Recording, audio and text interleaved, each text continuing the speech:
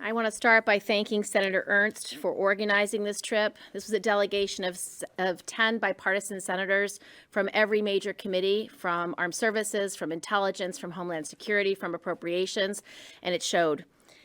We together went to get the most important insights into the situation in Ukraine and the opportunity to engage with our counterparts in Europe.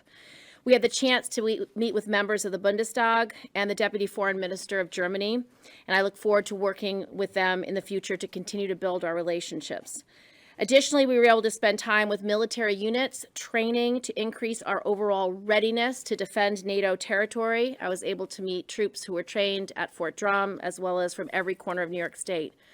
I think it's incredibly important that we remember the sacrifices of our military members and diplomats that are being made every single day as we continue to respond to this crisis. And it's important that we remember that the role of the military in this moment is to assure and deter, to assure our allies that we are committed to the region and to deter Russian actions that widen the conflict. I was pleased to learn that after our trip, Germany announced a deal that would decrease their reliance on Russian gas imports, helping to further starve Putin's war machine. And I look forward to their continued support and increased security investments. We're seeing a strong unification in opposition to Putin's unjustified, unprovoked, and unwarranted war on Ukraine, and in support of our democratic values and universal human rights. The most important takeaway that I had from this trip was the deep level of desperation and urgency from the Ukrainian people, what they are feeling and what they are facing. We met with 4 compelling female advocates, heads of NGOs and local governments in Ukraine. They asked for 4 things to help them win this war against Russia. First, increasing the sanctions, including sanctions against more individuals around Putin, helping him to wage this barbaric aggression. We have to work with our allies to ensure that those sanctions are enforced in as many nations as possible. Second, as Senator Ernst mentioned, increasing military weapons and increasing the lethality of what we provide them, including Stingers and Javelins. Declare that Putin and his generals are war criminals for their actions. They are. They have bombed schools, hospitals, and innocent people.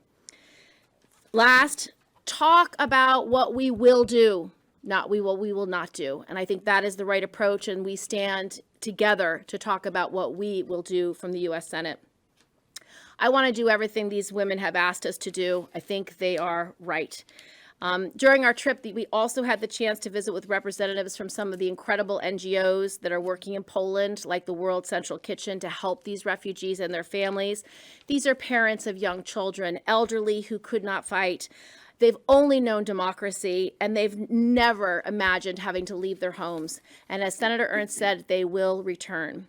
The U.S. must do everything it can to provide aid and shelter to these refugees who have been forced to flee their home, and to isolate Russia from the international community and ensure they face the costs commensurate with their actions.